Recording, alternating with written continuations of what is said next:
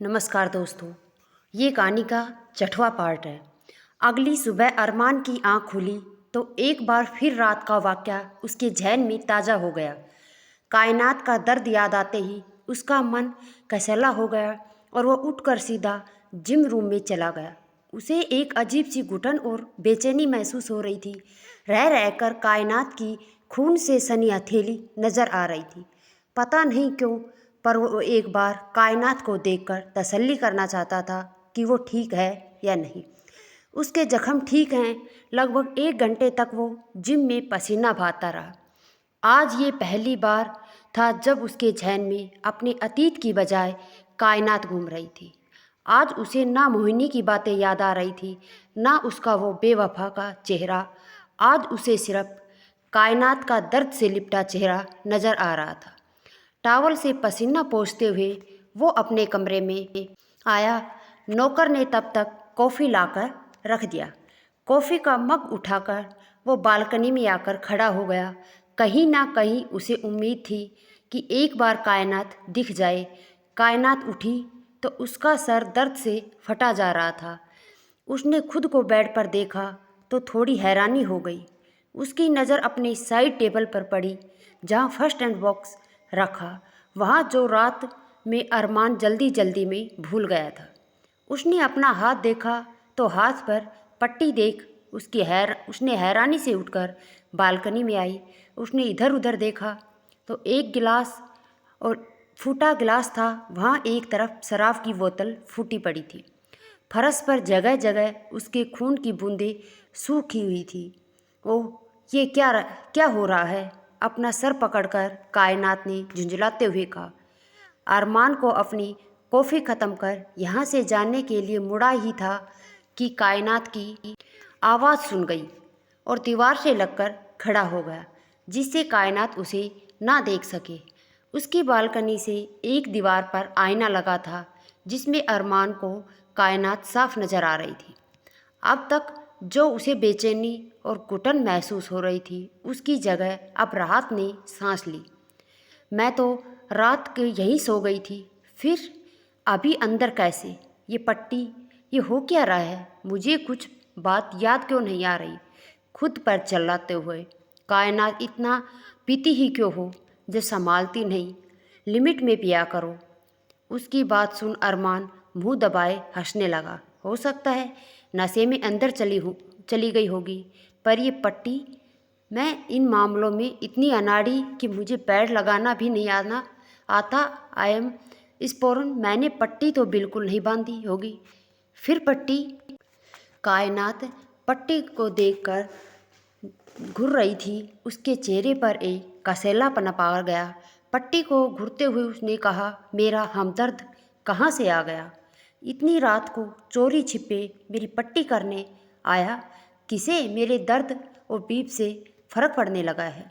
उसकी बात सुन अनायास ही अरमान के चेहरे पर हल्की सी मुस्कान बिखर गई। आज 3 सालों बाद उसके चेहरे पर हल्की सी सही मगर सच्ची मुस्कान थी। कायनात ने कुछ पल उस पट्टी को घुरा, फिर बोली, तुम जो कोई भी हो, ऐसा मत करो। इसमें मिलने वाली दर्द और तकलीफ़ मुझे जिंदा होने का एहसास कराती है, वरना लगता ही नहीं कि मैं जिंदा हूँ। तुम्हारा ये मरहम मेरे जिस्म पर जख्म को तो भर देगा, पर कई जख्म ऐसे हैं जिन्हें पाना तो दूर, देख पाना भी मुमकिन नहीं। ये मरहम मेरी रूह पर लगे जख्मों को नहीं भर सकता। कोई नहीं भर सकता इन जख्मों को, ना तुम ना मैं। इस दर्द की आदत डाल ली है मैंने। ये दर्द मेरा अस्तित्व है। इसके बिना मेरी ज़िंदगी शायद मुमकिन नहीं चाहिए मुझे कोई मरहम। मैं अपने दर्द के साथ ही खुश हूँ। कायनात के चेहरे पर एक अजीब सी कड़वाहट फैल गई।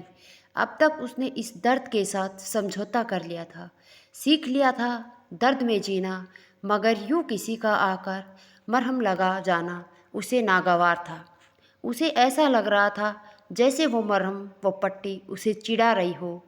उसने अपना हाथ रेलिंग पर दे मारा।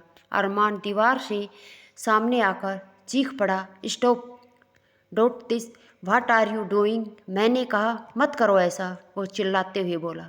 मगर कायनात इस वक्त अपनी ही सुध में खोई हुई थी। अरमान तुरंत बालकनी से कूदकर कायनात की बालकनी में आया। जैसे ही कायनात अपना हाथ दोबारा रेलिंग पर मारने को ही अरमान ने उसका हाथ पकड़ लिया और चीखते हुए बोला, आर यू मैड? मैं तब से चिल्ला रहा हूँ, तुम्हें सुनाई नहीं देता? What nonsense do you think you are doing? दिमाग खराब हो गया है तुम्हारा? अरमान को अपने सामने देख कायनात हैरान रह गई। उसने अपनी नीली आंखों से घूरते हुए कहा, हाउ डेयर यू? आपकी हिम्मत कैसे हुई मेरी बालकनी में आने की? और मैं कुछ भी करूं उससे आपको मतलब? और आप यहाँ कैसे आए? कहीं आप कोई चोर उचक्के तो नहीं? नहीं छोड़ूंगी मैं आपको। कायनात सूर्यवंशी के घर चोरी करने का आपने सोचा भी कैसे? और आप बगल वाले बंगलों से कैसे आए? वो मिस्टर रहेजा का है, सच सच बताइए, वरना। कायनात आगे कुछ बोलती उससे पहले ही उसके मुंह पर अरमान चिल्लाते हुए बोला, चुप, एकदम चुप। एक बार शुरू क्या हुई राजधानी एक्सप्रेस की तरह बोले ही जा रही हो। अब एक शब्द भी बोला ना तो मुझसे बुरा कोई नहीं होगा। उसके इस तरह चिल्लाने से कायनात अपनी नीली आंखें छोटी कर उसे घूर रही थी। दांत पीसते हुए बोली, एक तो ज़बरदस्ती मेरे घर में घुस आए, ऊपर से मुझ पर चिल्ला रहे हैं। छोड़ूंगी नहीं मिस्टर अकड़ू बिल्ले, बिग्गी बिल्ली, मुझे ऐसा करने पर तुमने मजबूर किया है। उसके हाथ की ओर इशारा करके क्या पागलपन लगा रखा है? क्या लगता है आपको कि दर्द सिर्फ तुम्हारे पास ही है? दुनिया में बाकी लोग तो खुशी से नाच रहे हैं ना। यूँ कहे यूँ तुम्हें क्या मिलने वाला है? गुस्से में अरमान ने, एक लगाऊं तुम्हारे कान के नीचे, रात का नशा और खून बहाने का खुमार उतर जाएगा। अरमान गुस्से में चिल्लाया। वह पहली बार किसी ने कयानात पर इस तरह गुस्सा किया था, लेकिन कहीं ना कहीं उस गुस्से में भी फिक्र छिपी थी। कायनात अपनी बड़ी बड़ी नीली आंखों से उसे घूर रही थी, वही अरमान भी गुस्से में उसे खा जाने वाली नज़रों से घूर रहा था। कुछ कहना चाहती थी वो, अरमान पर चीखना चाहती थी, मगर उसके शब्दों ने इजाज़त नहीं थी। कायनात को घूरते हुए अरमान उसे अंदर कमरे में ले जाकर बेड पर बिठाकर खुद उसके सामने बैठ गया। उसे अपनी नीली आंखों से दूर घूर रही थी, जैसे ही उस पर झपटा मार देगी। कुछ ऐसे ही अरमान ने उसे घुरा, फिर उसको देखा। पट्टी का सफ़ेद रंग अब खूनी लाल में बदल चुका था। उसके चेहरे पर ना विखर थी। धीरे धीरे वो उस पट्टी को खोल रहा था। उसने एक नज़र कायनात को देखा, जैसे कन्फर्म करना चाह रहा है कि कहीं कायनात को दर्द तो नहीं हो रहा। पर कायनात चेहरा शांत था, जैसे उसे इस चोट से कुछ खास फर्क नहीं पड़ता। दर्द हो रहा है? अरमान ने पूछा तो कायनात ने बस छोटा सा जवाब दिया, सॉरी, मैं आराम से करता हूँ, फिर नहीं दुखेगा। अरमान ने कहा और उस पट्टी को आहिस्ता से कायनात के हाथ से अलग करने लगा। दर्द ज़रूर हो रहा है, मगर मुझे नहीं, आपको, कायनात ने कहा और अपनी नज़रें खिड़की की ओर टिका दी, जहाँ दो तीन चिड़िया साथ में चुगलबाजी कर रही थी। ऐसा कुछ नहीं है, मुझे कोई दर्द वर्द नहीं हो रहा, मैं सिर्फ इंसानियत के नाते ये कर रहा हूँ। अरमान ने ऐसे हड़बड़ा कर कहा जैसे उसकी चोरी पकड़ी गई हो, और अपने चेहरे पर शक्ति का लबाब ओढ़ लिया। कायनात ने कुछ नहीं कहा, बस एक तिरछी नज़र उस पर डालकर वापस उन चिड़ियों को देखने लगी। गर्म पानी चाहिए, पट्टी निकालकर अरमान ने कहा तो कायनात मुंह बनाकर उसे अपनी नीली आंखों से घूरते हुए बोली, ओ गॉड, अब आपको गर्म पानी चाहिए? मतलब हद है आपके नखरे। वहाँ जग में ठंडा पानी है, पी लीजिए, मैं आपके लिए गर्म पानी नहीं करने वाली। नखरे तो देखो जनाब के, एक तो ज़बरदस्ती गुस्साए और अब गर्म पानी चाहिए। कायनात आगे कुछ बोलती उससे पहले अरमान खींचते हुए बोला, ए राजधानी एक्सप्रेस, चुप, बिल्कुल चुप। रात का नशा अब तक उतरा नहीं है क्या? मतलब जुबान पर ब्रेक तो है ही नहीं। जख्म साफ करने के लिए गर्म पानी चाहिए, मंगवाने का कष्ट करेंगी आप मिस नीली आँखों वाली? और हाँ, साथ में साफ कपड़ा भी। उसके बाद सुन कायनात नाक सिकोड़कर बोली, तो पहले क्लियर करना चाहिए था ना, भूरे आंखों वाले।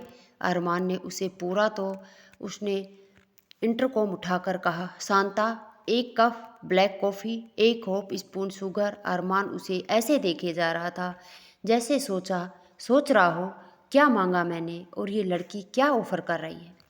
कायनात ने अपनी नीली आंखों से इशारों में पूछा तो उसने सर पकड़ते हुए कहा, शुगर होप स्पून, एक कप कॉफ़ी और एक होप स्पून शुगर वाली कॉफ़ी, साथ में गर्म पानी का बाउल और एक साफ कपड़ा लेकर आइए कमरे में। इतना बोल कायनात ने इंटरकॉम रख दिया। इसके बाद दोनों के बीच खामोशी फसरी। बात करने को था भी क्या, दोनों एक दूसरे के लिए अजनबी थे। जो बीते दिन आपस में भिड़ गए और आज जख्म के जरिए दोनों आमने सामने हैं। कायनात मन ही मन खुद पर बरस रही थी कि उसे धक्का देकर अरमान को निकाल क्यों नहीं दिया। उसके चिल्लाने पर वो चुप होकर उसकी डांट खाने लगी। क्यों अरमान की बात गुस्से में ही सही उसे मान ली, शायद क्योंकि अरमान की डांट में भी फिक्र थी। मगर कोई जवाब नहीं था, पर सवाल बहुत थे। अरमान भी इस वक्त खुद में ही एक उलझन में था। कायनात को ना नहीं कह पाया और पलट कर जा भी तो सकता था, फिर क्यों नहीं उसके कदमों ने उसका साथ दिया। क्यों जख्म को देख उसे गुस्सा आया, क्यों उसे कायनात के जख्म का दर्द खुद पर महसूस हो रहा था। सही ही कहा था कायनात दर्द उसे नहीं बल्कि अरमान को हो रहा था। मगर सवाल अब भी वही था। थोड़ी देर बाद दरवाज़ा लॉक हुआ। बाहर से शांता ने कहा, साहेब, आपकी कॉफ़ी और गर्म पानी। अंदर आजा। आता देख दरवाज़ा खुला है। शांता अंदर आई तो कायनात कमरे में किसी अनजान शख्स को देख हैरान हो गई, क्योंकि आज तक ऐसा कभी नहीं हुआ कि कायनात के कमरे में राज सर के अलावा कोई मर्द घुसा हो। खैर, कायनात के गुस्से के डर से उसने कुछ पूछा नहीं। उसकी नज़र कायनात के हाथ पर गई तो इतना खून देखते ही बोली, साहिब, आपके हाथ पर चोट, इतना खून बह रहा है, मैं डॉक्टर को बुला देती हूँ। रहने दीजिए शांता, छोटा सा जख्म है, भर जाएगा। इस एक काम करिए, इस बारे में भैया को कुछ मत बताइएगा, कायनात ने लगभग हुक्म देते हुए कहा, जिस पर सर झुकाकर वो बोली, जी साहिब। कॉफ़ी कायनात की ओर दूसरी कॉफ़ी का मग अरमान को देकर उसने गर्म पानी का बाउल और सूखा कपड़ा टेबल पर रखा और चली गई। तुम सब पर ऐसे ही हुक्म चलाती हो ना, घमंडी लड़की, अरमान ने कहा तो कायनात बस उसे घूर रही थी। दूसरे हाथ में कॉफ़ी मग थामे वो आराम से कॉफ़ी के सिप ले रही थी। अरमान ने पहले खुद एक उंगली डालकर पानी को चेक किया। पानी बर्दाश्त कर सकने लायक था। उसने कायनात का हाथ पकड़ा और उस हल्के गर्म पानी में डाल दिया। कायनात के मुंह से हल्की सी आह निकल गई, जिसे सुन वो बेचैन सा बोला, कुछ देर जलन होगी, उसके बाद राहत महसूस होगा। I am sure you will feel good. सही ही कहा था उसने। कुछ पल जलन के बाद उसके हाथ को एक अजीब सी राहत मिली। उसके जलन से कुछ देर में खून बहना थम गया, साथ ही उसके खून से पानी लाल हो गया। अरमान उसके हाथ को पानी से बाहर निकाल सूखे कपड़े से जख्म को साफ कर रहा था। तभी कायनात का फ़ोन बजा। कॉल राजवीर का था, जिसे देख कायनात कॉफ़ी मग साइड में रख रिसीव किया और स्पीकर पर डालकर रख दिया, और फिर इम्तिनान से कॉफ़ी पीती हुई चेहरे पर ज़बरदस्ती की खुशी और आवाज़ में एक ज़बरदस्ती की खनक लाकर बोली, गुड मॉर्निंग भैया। गुड मॉर्निंग सोना, कैसी है तू? तूने ब्रेकफास्ट किया? तेरे पैर का जख्म कैसा है? ज़्यादा दर्द तो नहीं हो रहा ना? अगर दर्द हो रहा हो तो पेन किलर ले लो। कहते हुए राजवीर की आवाज़ रोहासी हो गई, जिसे महसूस करने अपनी आंखें बंद कर ली। कायनात भैया गहरी सांस खींचकर, माँ रिलैक्स, मैं बिल्कुल ठीक हूँ और जख्म भी लगभग भर गया है, दर्द भी नहीं हो रहा।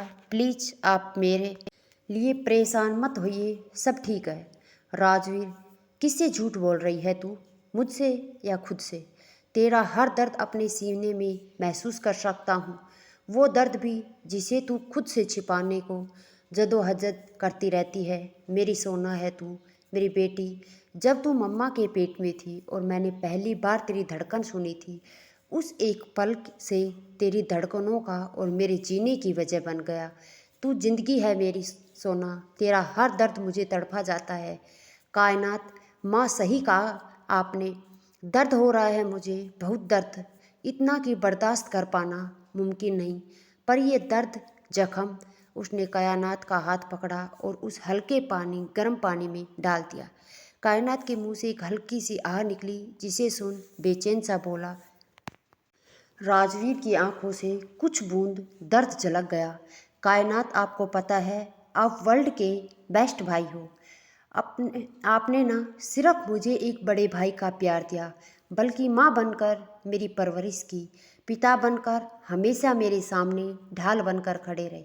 ये दर्द तो हम सबकी ज़िंदगी से जुड़ा है माँ, और शायद अब एक अहम हिस्सा भी बन चुका है। और जिस दर्द की आप बात कर रहे हैं, उनसे आप भी तो जूझ रहे हैं। आप कहते नहीं तो क्या मैं आपकी सोना, आपका दर्द महसूस नहीं कर सकती? फ़र्क सिर्फ इतना है माँ कि आपने इस दर्द को मुस्कुराकर सहना सीख लिया, और मैं इस दर्द के कारण मुस्कुराना और रोना भूल गई। राजवीर, एक बार खुलकर मुस्कुराकर तो देख सोना, इस दर्द से थोड़ी ही सही राहत मिलेगी। एक बार खुलकर मुस्कुराकर देख, तुझे सुकून ज़रूर मिलेगा।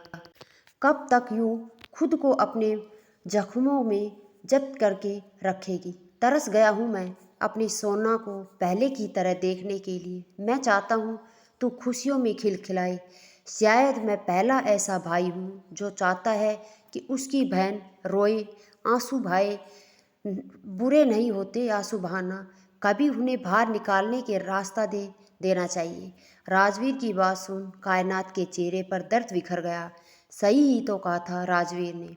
कायनात ने हंसना रोना सब छोड़ खुद को जब्त कर लिया। आज राजवीर के शब्दों में उसे एहसास हो रहा है कि उसके इस तरह खुद में कैद रखने से राजवीर को कितनी तकलीफ होती है। उसने अपनी आंखें जोर से भींच ली। शायद वो रोना चाहती थी, मगर इन आंसुओं के साथ साथ बहुत कुछ था जिसे वो बाहर नहीं लाना चाहती थी। इन आंसुओं के साथ छिपा था अतीत, जिसे वो खुद में जब्त कर रखना चाहती थी। अरमान उसके चेहरे पर बनते बिगड़ते भाव को देख रहा था। उसका दर्द अरमान के मन में एक अजीब सी टीस पैदा कर रहा था। शायद वो भी चाहता था कि कायनात रोए, मगर कायनात ने एक बार फिर खुद को जब्त कर लिया। अरमान इस वक्त कायनात के दर्द में इतना मसरूफ़ था कि उसे पट्टी करने की याद ही नहीं रही। एक हाथ दूसरे हाथ पर कायनात की हथेली रखी, दूसरे हाथ में असाइनमेंट थामे वो एकटक उस दर्द भरे चेहरे और उन बुझी हुई नीली आंखों को देख रहा था। कायनात, भैया, मैं जानती हूँ आपकी खुशी मुझसे जुड़ी है। मेरे मुस्कुराने से आपकी मुस्कुराहट जुड़ी है। मेरे लिए खुद से, अपने दर्द से बढ़ के आपकी खुशी है। मुझे इस खुशी के लिए कुछ भी करना पड़े, मैं पीछे नहीं हटूँगा। मैं कोशिश करूँगी भैया, खुद को आज़ाद करने की, जो मुस्कुराहट कहीं खो गई है उसे तलाशने की, दफन हो चुके आंसुओं को उभारने की। मैं भी चाहती हूँ भैया, सब कुछ भूलकर आगे बढ़ जाना, पर नहीं कर पा रही। अपने आंखों के सामने देखा था उन्हें दम तोड़ते हुए। मेरी क्या गलती थी भैया? मैं तो महज 6 साल की थी। मुझे तो ये भी समझ नहीं आया कि आखिर हो क्या रहा है। जब तक समझ थी तब तक वो जा चुकी थी हमेशा के लिए। तब भी सब कुछ भूलने की कोशिश की थी मैंने भैया, लेकिन 10 साल बाद एक बार फिर वो अतीत लौटकर सामने आ गया, पहले से भी ज़्यादा दर्द और खौफनाक मंजर। भूलती भी हूँ, बाकी यादें मेरे सामने खड़ी मुझे चिढ़ाती हैं। किन किन यादों को भूलूँ? वो 6 साल की उम्र में हुआ वो जो 7 साल की उम्र में, या वो जब मैं 14 साल की थी, या वो जब मैं 16 साल की थी। समझ नहीं आता किन्हें याद करके रोऊं और किन्हें याद कर अपनी किस्मत पर हंसूं। राजवीर, जानता हूँ आसान नहीं है, पर यकीनन याद करके हर दफ़ा उस तकलीफ़ से गुजरने के बजाय उस सच को स्वीकार कर आगे बढ़ना थोड़ा सुकून दे है। राजवीर, जानता हूँ कायनात, माँ कल आपने ऋषिकेश जाने की बात की थी ना। तो कायनात ने बात बदलने की ओर से कहा। वो जानती थी बात अगर अतीत की हो तो इससे सिर्फ दोनों के जख्म ही कुरेदे जाएंगे। कायनात शायद इन सब से बाहर आना चाहती थी।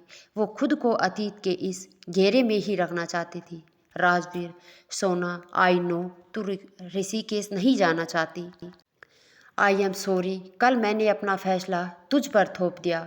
तू नहीं जाना चाहती तो मत जा। भैया, आईची आग बहुत लिया।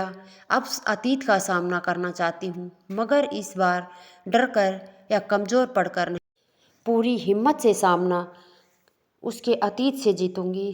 जब जाकर शायद हो रहे इस दर्द के सिलसिले को चमन की वाजिब। राजवीर, मैं तेरे हर फैसले में तेरे साथ हूँ सोना।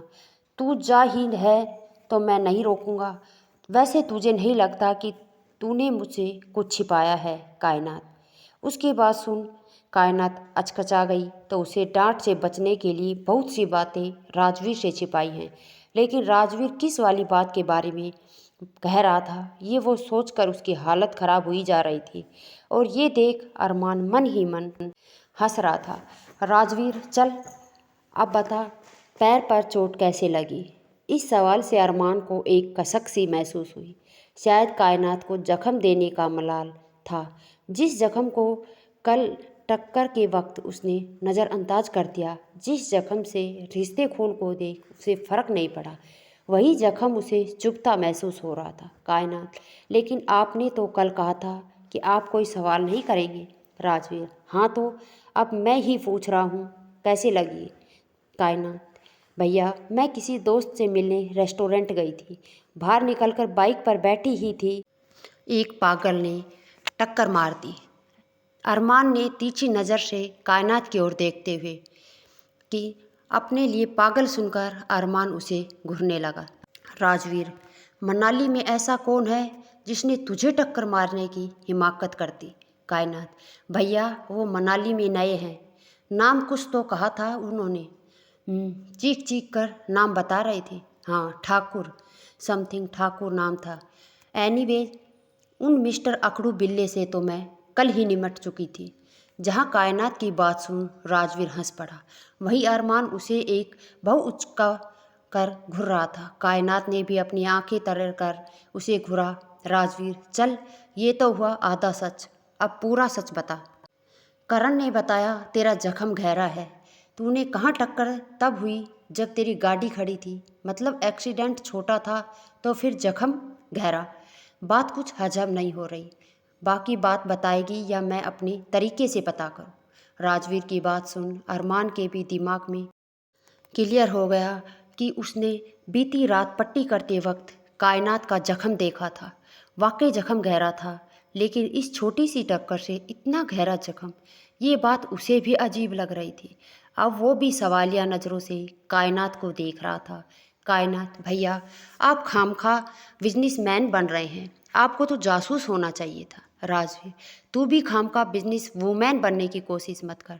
तुझे छुट्टी होना चाहिए था। खामखा लोगों ने जो चोरों को बदनाम कर रखा है। सबसे बड़ी गुंडी तो मेरे ही घर में मेरी बहन है। कायनात उस बात सुनकर मुंह बना लिया और अरमान मुंह दबाए हंसने लगा, जिसे देख कायनात और चिढ़ गई। राजवीर, मिस कायनात सूर्यवंशी, अब आप सच बोलेंगी या आपके मुंह में दही जम गया है? सुनो मिस्टर राजवीर सूर्यवंशी, सच कहने से कायनात सूर्यवंशी कभी नहीं कतराती। अरमान थोड़ा हैरान हो गया। राजवीर सूर्यवंशी नाम से उसे याद आया कि कल ही उसके सेक्रेटरी ने बताया था कि आर की कंस्ट्रक्शन जी के साथ पार्टनरशिप डील होने वाली है। उसका एमडी राजवीर सूर्यवंशी है और ये डील राजवीर की बहन हैंडल करेगी। महादेव से कह रहा था जिस लड़की से पहली मुलाकात बात हुई, जिसने मुझे इतनी चिढ़ हुई कि मन किया जान से मार दूं, जो मेरी होने वाली बिजनेस पार्टनर निकली, उससे भी ज़्यादा अजीब बात थी कि मैं ज़बरदस्ती अभी उसी के कमरे में बैठा उसके जख्म पर मरहम लगा रहा हूँ और मुझे उसके दर्द से तकलीफ़ हो रही है। पर अरमान मन ही मन खुद में उलझ गया था। कायनात की आवाज़ से उसका ध्यान भंग हुआ। कायनात, ठीक है, मैं सच बताऊंगी, लेकिन पहले मुझे यकीन दिलाइए कि आप मुझ पर गुस्सा नहीं करेंगे, डांटेंगे नहीं और पनिशमेंट नहीं देंगे। और राजवीर, राजधानी एक्सप्रेस शांत, ऐसा कुछ नहीं करने वाला। तू चुप करके बात की। अब क्या रिकॉर्ड किया है तूने? मतलब हमेशा कुछ ना कुछ तो मुझे करना ही होता है, तो तुझसे पूछा नहीं जाता? कायनात, ओके फाइन, बताती हूँ। वो पुरानी बस्ती याद है आपको, जहाँ मैं बहुत पहले गरीब बच्चों को फ्री ट्यूशन देती थी? राजवीर, वहाँ से दो गली छोड़कर एक नया अगरबत्ती का कारखाना खुला था। वहाँ वो लोग ज़बरदस्ती बस्ती के बच्चों को डरा धमकाकर काम करवा रहे थे। इतना ही नहीं, बच्चों को किडनैप भी कर रखा था। इसलिए मैं वहाँ गई। वहाँ लगभग 10 गुंडे थे।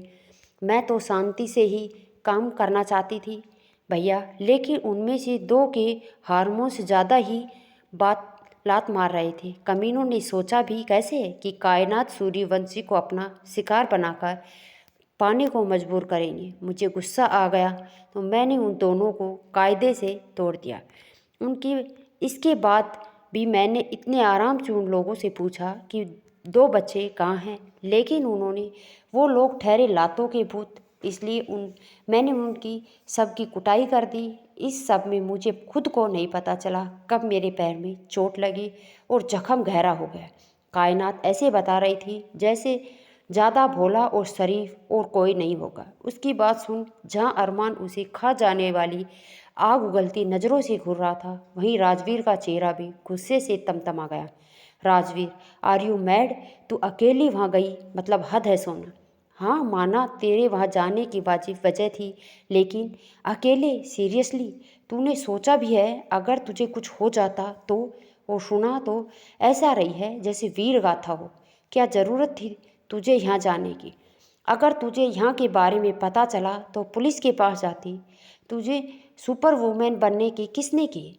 राजवीर गुस्से में बरस पड़ा। कायनात ने, वो इंस्पेक्टर तो सबसे बड़ा कमीना है। अगर उसने अपने बदन पर खाकी वर्दी ना पहनी होती तो उसकी तो मैं हड्डी पसली एक कर देती। तनख्वाह सरकार से लेता है और मंत्री के तलवे चाटता है।